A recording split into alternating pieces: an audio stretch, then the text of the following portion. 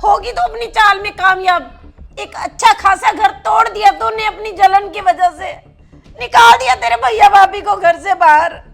इसमें मेरी क्या गलती है मम्मी? अरे रोज रोज के झगड़ों से तंग आ चुके थे आशु और ज्योति, चले गए छोड़ के इस घर को, और उसकी वजह सिर्फ तू है। तू रोज रोज मेरे कान भरती रहती थी, याद है तुझे वो दिन? चलो ठीक है मम्मी, हम चलते हैं फिर। मम्मी आरव को छोड़ के जा रहे हैं, कोई मुश्किल तो नहीं होगी आपको? अरे नहीं नहीं बहू, मुश्किल क्यों होगी? अरे मैं अपने पोते का ध्यान अच्छी तरह रख सकती हूँ, आराम से जाओ तुम। बाय मम्मा, बाय मम्मा। बाय बेटा, मम्मी को तंग मत करना। चलो ठीक है मम्मी, हम चलते हैं फिर।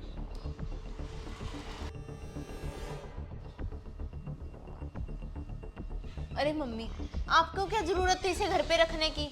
भैया भाभी बाहर घूमे और आप अपने पोते पोती को संभालो। अरे अंजलि, तू कैसी बातें कर रही है? अरे आरव सिर्फ उनका बच्चा नहीं, मेरा पोता भी है। अरे मुझे कोई दिक्कत नहीं है इसे संभालने में। मम्मी आपने ना भाभी को बहुत छूट दे रखी है, देखना एक दिन सिर पे चढ़ के नाचेंगी। अरे अंजलि, तू कैसी बहकी बहकी बातें कर रही है? तेरे भैया भाभी कहीं घूमने नहीं गए, शादी में गए हैं। वहाँ पे लड्डू के साथ बहुत मुश्किल होती बेटा उन्हें। और क्या दिक्कत है यदि मैं इसे संभालूंगी? 2 दिन की तो बात है। मम्मी आपको ना अभी नहीं पता लग रहा, जब कभी आपको जरूरत पड़ेगी ना फिर देखना मम्मी, भैया भाभी आपके काम नहीं आने वाले। जा बेटा अंदर जाके तू आराम कर। मुसीबत के समय तो ना बेटी की याद आएगी आपको, बहू ने कोई नहीं काम आना आपके।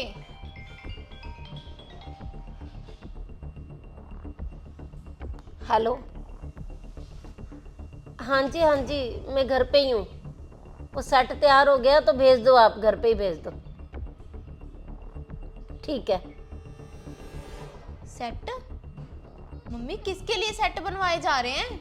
वो तेरी भाभी की एनिवर्सरी आ रही है ना, तो बस उसके लिए गोल्ड का सेट बनवाया है बेटा। वाह भाई वाह, भाभी के लिए सेट बनवाए जा रहे हैं। मम्मी आप ना पूरा का पूरा घर भाभी के ऊपर लुटा के ही छोड़ोगे लगता है। आपको मम्मी मैं कितना समझा रही हूँ पर आपके समझ में कुछ भी नहीं आता। तो क्या हो गया अंजलि, तेरी एनिवर्सरी थी तब भी तो मैंने तुझे डायमंड की रिंग बनवा के दी थी। अरे बहू भी मेरे लिए बेटी है, उसकी खुशियों का ख्याल मैं नहीं रखूंगी तो कौन रखेगा? अच्छा, अब तो आपको भाभी प्यारी होगी कि आपने अपनी बेटी की जगह भी उसे ही दे दी। पर मम्मी एक बात ना हमेशा याद रखना कि बहू ना कभी भी बेटी नहीं बन सकती। मम्मी आप तो मेरी माँ हो, मुझे तो आपकी फिक्र होती है मम्मी, इसलिए मैं आपको समझाती हूँ और आगे भी मम्मी समझाती रहूंगी। कभी ना कभी तो आपको मेरी बात जरूर समझ आ जाएगी।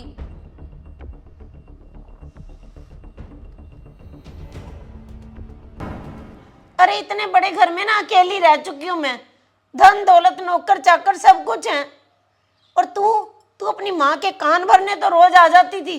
अब तुझे बोल दूं ना कि 4 दिन अपनी माँ के पास रुक जा तो साफ जवाब दे देती है, 10 बहाने बना देती है। क्योंकि तुझे तो लगता है कि सेवा करना तो बेटे बहू का काम है, तेरा तो काम था सिर्फ भैया भाभी को घर से निकालना, क्योंकि तेरे रास्ते का कांटा था भाभी भाभी। तुझे तो यही लगता था कि मायके के अंदर मेरी जगह बनी रहे। अब इस घर में ना पैर मत रखना, चली जा यहां से।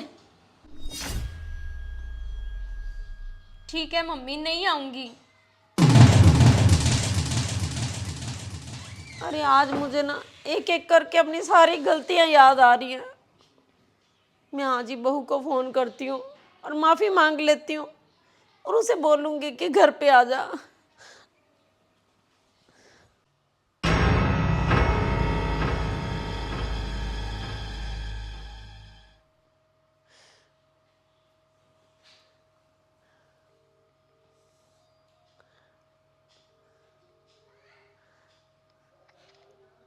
हेलो, अरे बहू प्लीज़ मुझे माफ़ कर दे बेटा और अपने घर में वापस आ जाओ।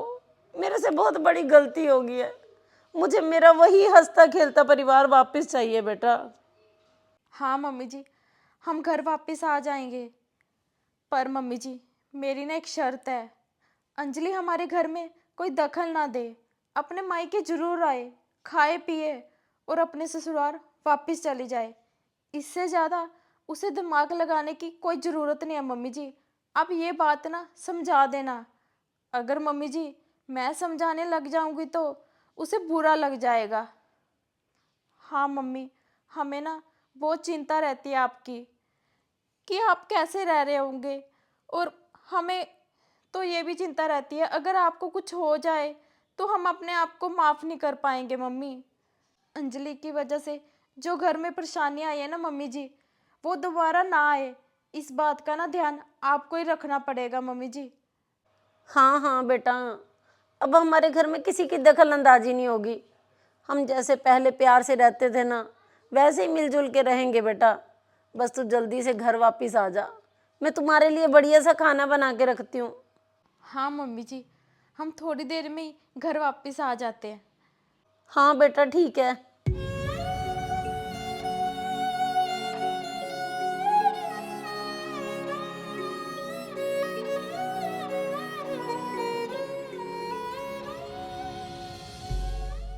तो फ्रेंड्स, इस स्टोरी में ना हमने यही बताया है कि कई बार ना शादीशुदा लड़कियां अपने मायका खराब कर देती हैं।